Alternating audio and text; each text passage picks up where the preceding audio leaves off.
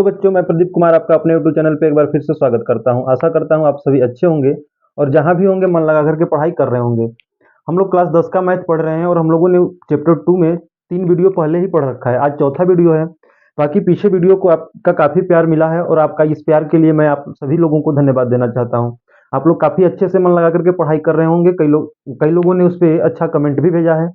उसी कड़ी में हम लोग आगे चलते हैं। एक बार फिर से मैं आप सभी लोगों का धन्यवाद देना चाहता हूँ।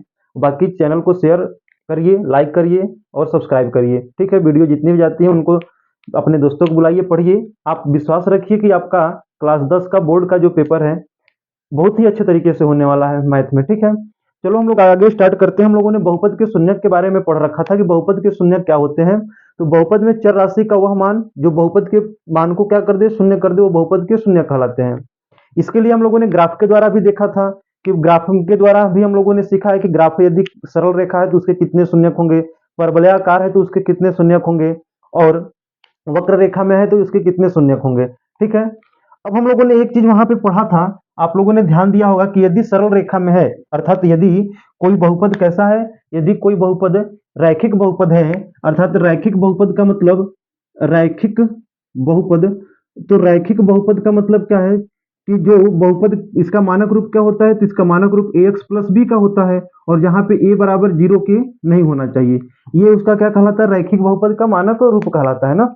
अब रैखिक बहुपद के मानक रूप में यदि आप देखोगे तो रैखिक बहुपद के मानक रूप में आपको क्या मिलने वाला है। रैखिक बहुपद में हम लोगों ने ये सीखा था कि इसका एक जो ग्राफ होगा वो सरल रेखा होगा।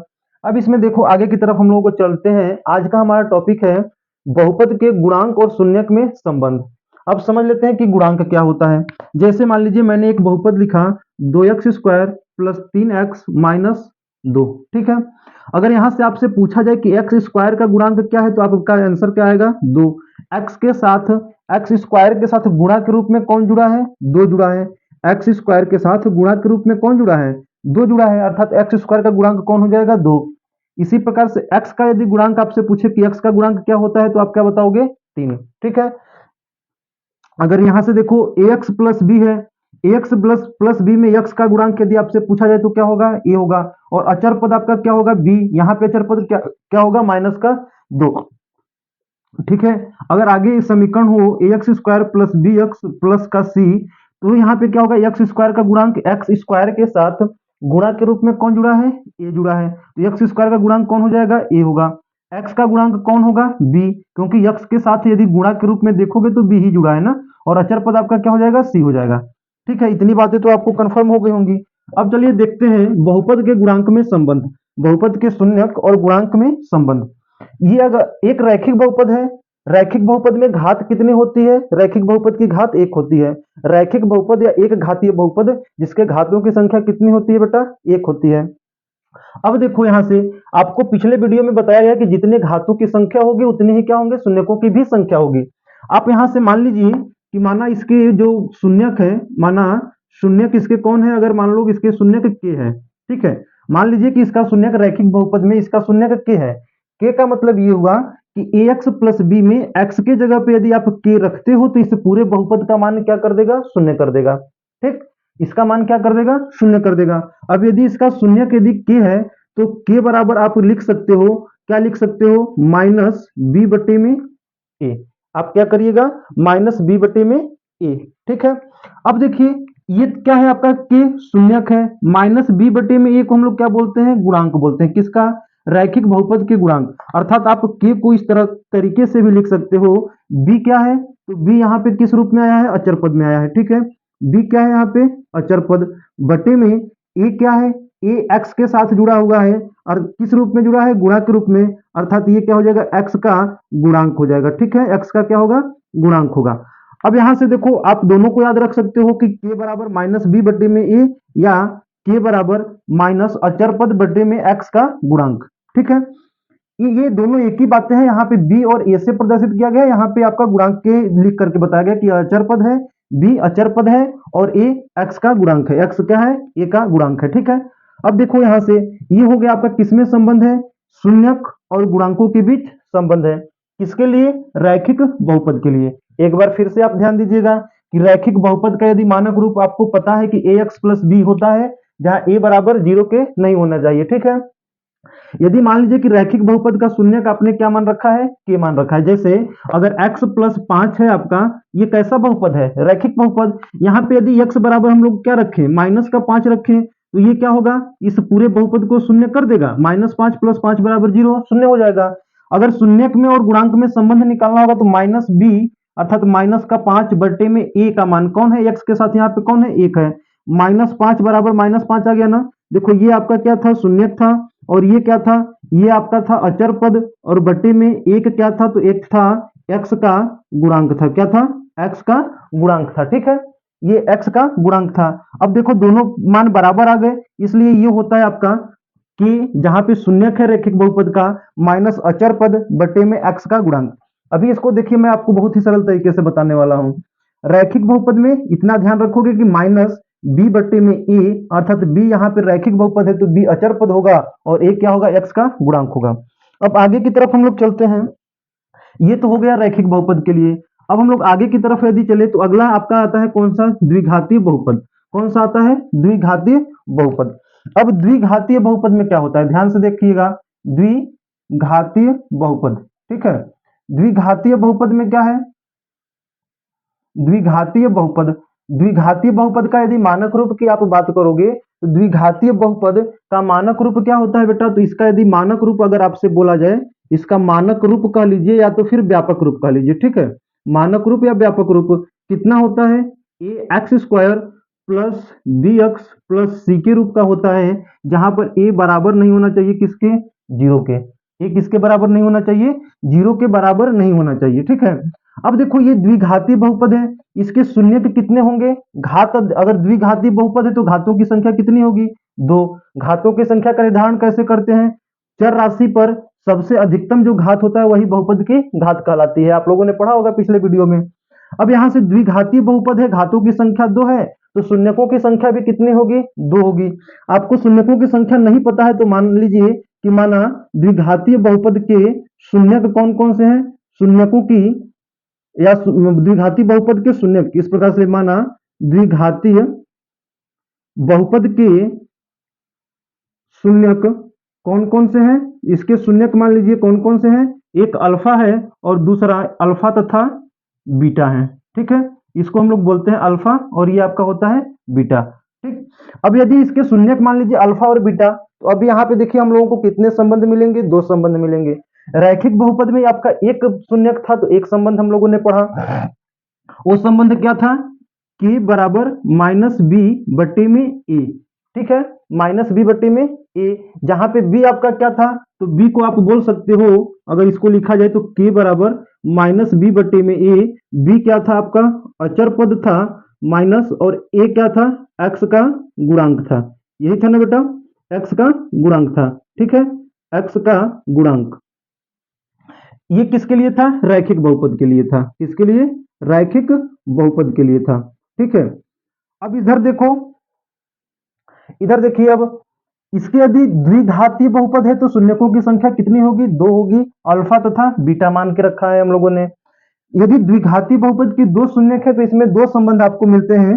शून्यकों का पहला आपको मिलेगा शून्यकों का योगफल, शून्यकों का योगफल। ठीक है, अब ये शून्यकों का योगफल क्या होता है, शून्यकों का योगफल का मतलब कि अल्फा प्लस बीटा। ठीक है, शून्यकों का योगफल का मतलब अल्फा प्लस बीटा, पहला शून्यक अल्फा दूसरा शून्यक बीटा, तो शून्यकों का योगफल अर्थात अल्फा प्लस बीटा बराबर क्या होगा, तो माइनस बी बटे में ए, जहां पे माइनस बी क्या है, माइनस बी क्या है यहाँ पे बेटा, यहाँ पे अगर देखोगे तो बी जो है एक्स का गुणांक है। क्या है, बी एक्स का गुणांक है, बी क्या है, एक्स का गुणांक, बटे में ए क्या है आपका, ए यहां से यदि ध्यान से देखोगे एक्स स्क्वायर के साथ गुणा के रूप में जुड़ा है, अर्थात ये क्या हो गया, एक्स स्क्वायर का गुणांक।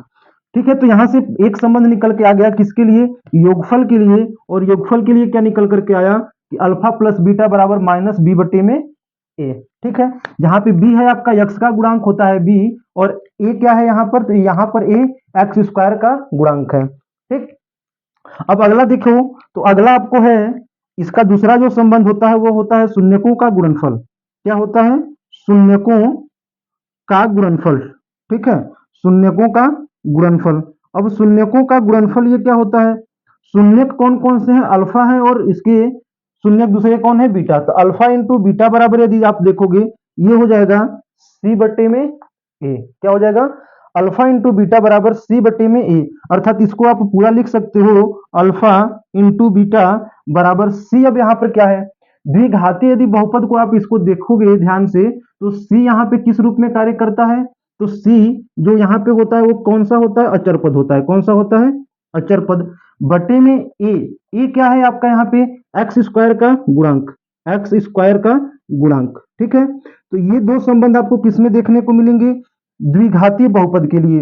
एक तो संबंध आपका है अल्फा प्लस बीटा, अर्थात जिसको हम लोग बोलेंगे शून्यकों का योगफल बराबर माइनस बी बटे में ए, और शून्यकों का गुणनफल अर्थात अल्फा इंटू बीटा बराबर सी बटे में ए। ठीक है, यहां तक क्लियर है कोई बातें। अब यहां से हम लोग लिख लेते हैं इसको, द्विघातीय बहुपद के लिए, द्विघातीय बहुपद में हम लोगों को दो चीज देखने को मिला, और वो क्या क्या मिला, अल्फा प्लस बीटा मिला, और अल्फा प्लस बीटा बराबर हमें क्या देखने को मिला बेटा, शून्यकों का योगफल बराबर माइनस बी बटे में ए, तथा अल्फा इंटू बीटा बराबर सी बटे में ए। बी यहाँ पे क्या होता है, तो बी होता है एक्स का गुणांक। ठीक है, एक्स का गुणांक बटे में ए क्या है आपका, एक्स स्क्वायर का गुणांक है। ठीक है, इसी प्रकार से यहां से यदि सी देखोगे तो सी क्या होता है, यहाँ पर अचर पद है। बटे में ए क्या है आपका, ए जो है वो क्या है, एक्स स्क्वायर का गुणांक है। ठीक, यहां तक की बातें क्लियर हो गई होगी, आशा करते हैं आप लोगों ने लिख भी रखा होगा। अब आगे की तरफ हम लोग देखते हैं अगला। अगर अगर आप आगे की तरफ देखोगे, चलो आप थोड़ा सा इस पे एक एग्जाम्पल कर लीजिए। ठीक है, चलिए फिर हम लोग आगे की तरफ चलते हैं। त्रिघाती बहुपद एग्जाम्पल अभी शायद आपके बुक से हम करवाएंगे। त्रिघातीय बहुपद में देखिए ये कैसा है, त्रिघातीय बहुपद। त्रिघातीय बहुपद में इसका यदि आप मानक रूप आप देखोगे, जिसको हम लोग बोलते हैं व्यापक रूप भी बोला जाता है ना, मानक रूप या व्यापक रूप कितना होता है, A X cube plus B X square plus C X plus D के रूप का होता है, और जहां पे एक बराबर क्या होना चाहिए, जीरो के नहीं होना चाहिए। ठीक है, अब यहां से यदि आप देखते हो, अब ये त्रिघातीय बहुपद है। कैसा बहुपद है, त्रिघातीय बहुपद है। त्रिघातीय बहुपद में घातों की संख्या कितनी, तीन।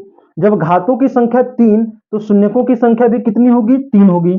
तो मान लीजिए कि माना त्रिघातीय बहुपद, त्रिघातीय बहुपद के शून्यक कौन कौन से हैं, अल्फा बीटा तथा गामा है। ठीक है, अल्फा बीटा और गामा है। तीन शून्यक हो गए, पहला अल्फा, दूसरा बीटा और तीसरा गामा है। अब यहां से इसके संबंध देखते हैं, किसके बीच, शून्यक और गुणांक के बीच संबंध।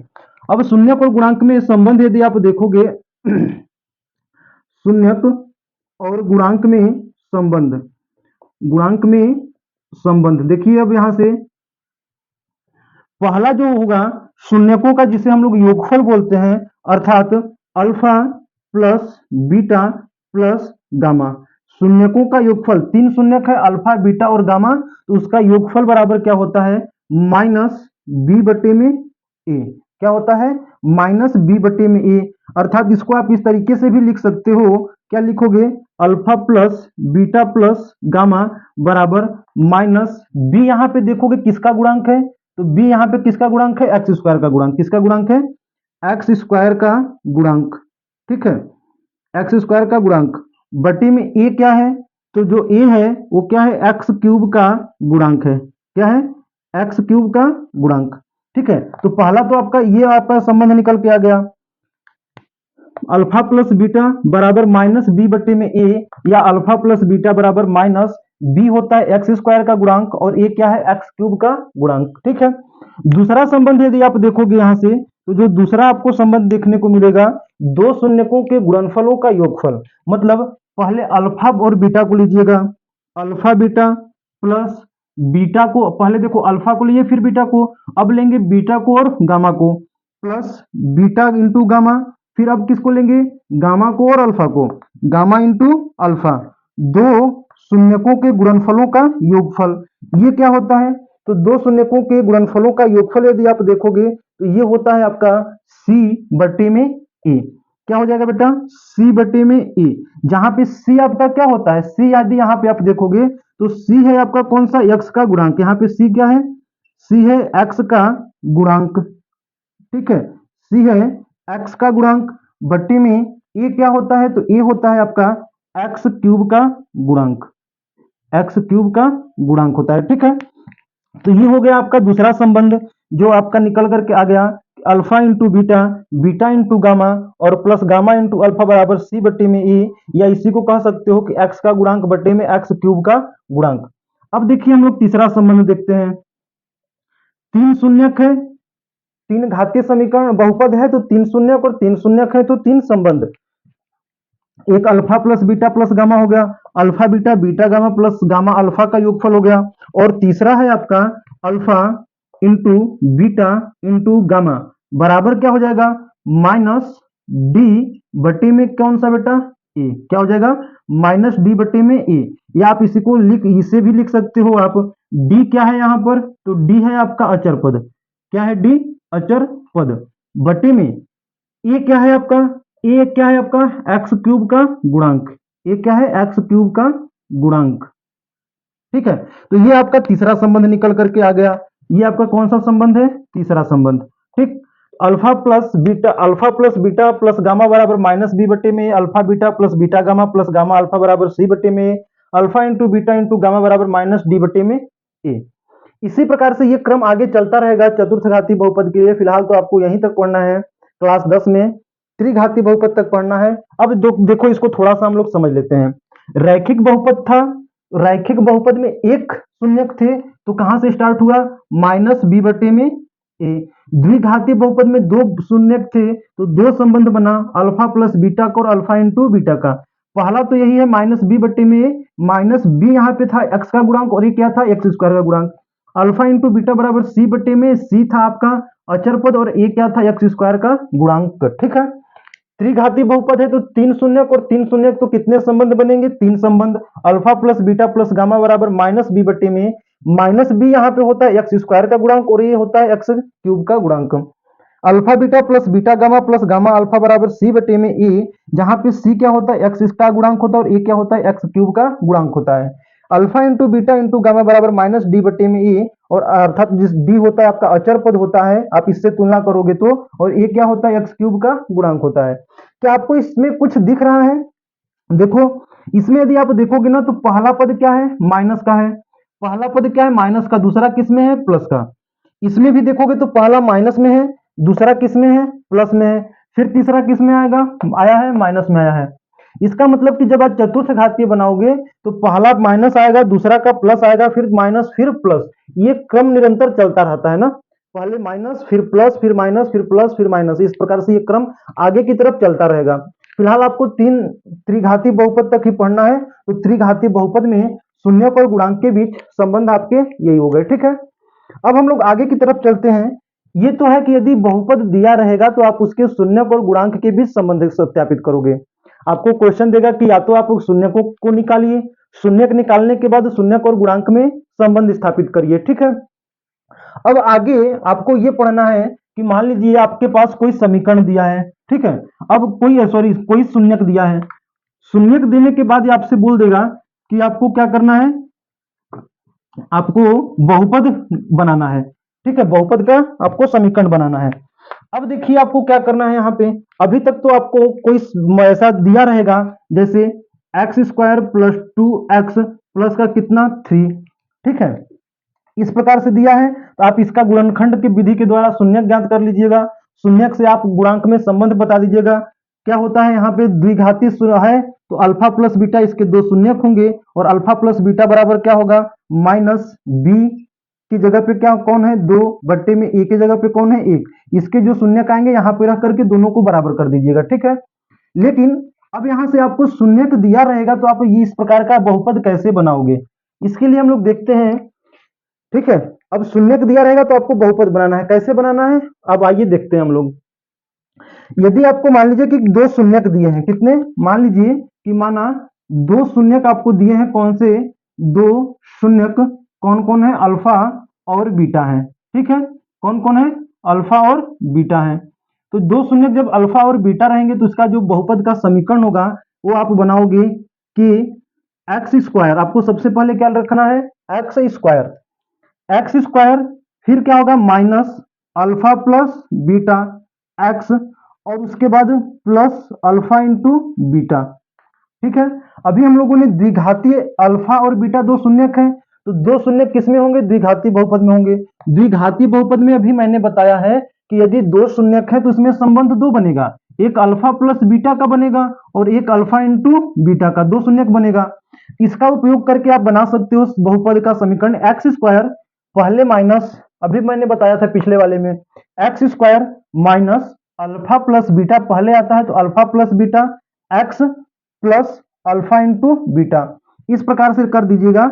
यहाँ पे जो शून्यक दिए रहेंगे उसका मान रख दीजिएगा, बहुपद आपका बन जाएगा। जहां आपका यहाँ पे अगर आप के की बात करोगे तो के एक वास्तविक संख्या होती है। के क्या होता है? एक वास्तविक संख्या है। ठीक है, के क्या है आपका यहाँ पे? के एक वास्तविक संख्या है। अब आप इसको नोट डाउन कर सकते हो। ठीक है, इसी का उपयोग लेकर के, जैसे मान लीजिए कि पहला शून्यक आपका 2 है और दूसरा शून्यक कौन है? 3 है, तो अल्फा प्लस बीटा 2 प्लस 3 बराबर कितना हो जाएगा? 5, और अल्फा इंटू बीटा अर्थात 2 गुणे 3 बराबर कितना हो जाएगा? 6। लेकिन यदि बोल देगा कि क्रमशः शून्यकों का योगफल और गुणनफल 2 और 3 दिया है, तो यहाँ अगर बोलेगा कि शून्यकों का योगफल और गुणनफल 2 और 3 है, इसका मतलब कि योगफल का मान 2 है और गुणनफल का मान 3 है। अब आपको यहाँ से जोड़ना नहीं है। जब अलग अलग मान देगा अल्फा और बीटा 2 और 3 है तो आप जोड़ करके योगफल और गुणनफल ज्ञात करोगे। लेकिन योगफल और गुणनफल यदि आपको पहले से दे रखा है तो आपको डायरेक्ट इसका मान 2 और 3, यहाँ पे 2 और यहाँ पे 3 रख करके हल करना है। ठीक, और जहां पे के क्या होता है? एक वास्तविक संख्या होती है। यदि के का मान दिया है तो सही है, नहीं दिया है तो केवल आप इतने का उपयोग करोगे, x square minus alpha plus beta x plus alpha into beta. के का मान नहीं दिया है तो आप उसका उपयोग नहीं करोगे। ठीक है, अब चलते हैं हम लोग त्रिघातीय बहुपद के लिए। माना अगर त्रिघातीय बहुपद में तीन शून्यक दिए रहेंगे, कौन कौन से? तीन शून्यक मान लो आपको दिए हैं अल्फा, बीटा और तीसरा आपका कौन हो जाएगा? गामा, गामा है। अब तीन शून्यक है तो अभी पीछे हमने बताया था कि यदि तीन शून्यक है तो उसके कितने संबंध बनेंगे? उसके तीन संबंध बनेंगे। कौन कौन से? एक तो बनेगा alpha plus beta plus gamma, दूसरा बनेगा alpha beta plus beta gamma plus gamma alpha, और तीसरा बनेगा alpha into beta into gamma. ये तीन संबंध आपको बताया गया है पीछे कि ये तीन संबंध बनेंगे। यदि तीन शून्यकों की संख्या 3 है तो संबंध कितने बनेंगे? 3। अब इसका यदि आप समीकरण बनाते हो तो के सबसे पहले एक्स स्क्वायर, यदि त्रिघातीय तीन शून्यक दिए हैं तो तीन शून्यक के लिए एक्स क्यूब से शुरू होगा। ठीक है, एक्स क्यूब, पहले कौन सा आएगा? माइनस, पहला संबंध क्या है? Alpha plus beta plus gamma, x cube, इस क्यूब के बाद कौन जुड़ेगा? X square. अब एक बार माइनस का उपयोग कर चुके तो अगला कौन सा आएगा? प्लस। अगला संबंध कौन सा है? तो alpha beta plus beta gamma plus gamma alpha, और एक्स स्क्वायर के बाद कौन सा आता है? एक्स। उसके बाद पहला संबंध यहाँ पे लिख चुके, दूसरा संबंध हो गया, बचा कौन? Alpha into beta into gamma. ठीक है, ये आपका क्या हो जाएगा? बहुपद हो जाएगा। अब यहां से आप alpha beta gamma, alpha into beta plus beta into gamma plus gamma into alpha और alpha into beta into gamma का मान रख करके आप बहुपद का मान निकाल लीजिएगा, जहां पे आपका के क्या होता है? तो के बराबर, या के एक वास्तविक संख्या है। के क्या है? एक वास्तविक संख्या है। ठीक है, आप इसको कर लोगे। अब इस पे हम लोग, इसको पहले आप लोग नोट डाउन कर लीजिए, या स्क्रीनशॉट लेना चाहते हैं तो स्क्रीनशॉट ले सकते हैं। ठीक है, अब देखिए इसको, ये तीन बातें आप हमेशा याद रखिएगा। यदि दो शून्यक है तो संबंध दो बनेंगे शून्यक और गुणांकों के बीच, तीन शून्यक है तो संबंध कितने बनेंगे? तीन बनेंगे। पहले माइनस फिर प्लस फिर माइनस, इसी तरह से क्रम आगे चलता रहेगा। यहां पर भी देखो, पहले माइनस फिर प्लस, फिर यहाँ पे क्या आ जाएगा? माइनस आएगा। क्या आएगा? पहले माइनस फिर प्लस फिर माइनस, उसके बाद ये क्रम आपका इसी प्रकार से आगे चलता जाता है। ठीक है, अब आशा करते हैं कि आपको ये वीडियो अच्छी लगी होगी और आप लोग मन लगा करके पढ़ाई कर भी रहे होंगे। कल हम लोग प्रश्नावली 2.2 को देखेंगे और इसको हल करेंगे। फिलहाल इसको आप लोग रिवीजन कर लीजिएगा, और ये सब बातें आप एक पेज में या एक पतली सी कॉपी में एक अलग कॉपी बना सकते हो। पेपर के समय आपको पूरी थ्योरी नहीं रिवीजन करना है, केवल 10-20 पेज का जो आपका एक केवल मेन टॉपिक किस प्रकार से जो बना रहेगा उसको आप रिवाइज करिएगा तो पूरा आपकी थ्योरी क्लियर हो जाएगी और केवल उस पे आधारित एक एक दो दो तीन तीन क्वेश्चन आप लोग हल करते चले जाओगे और आपके परीक्षा के दिनों में रिवीजन करने का एक बहुत ही बढ़िया तरीका होगा। ठीक है, बाकी यदि आप एक ही कॉपी में करोगे तो एक ही कॉपी में कितना रिवीजन करोगे आप, इसलिए आप लोग अच्छे से तैयारी करिए। क्लास 10 आपका बोर्ड का पेपर है और आपको अच्छे से मन लगा करके पढ़ाई करना है। ठीक है, फिर आप लोग वीडियो को लाइक करिएगा, शेयर करिएगा और चैनल को सब्सक्राइब अवश्य करिए। धन्यवाद।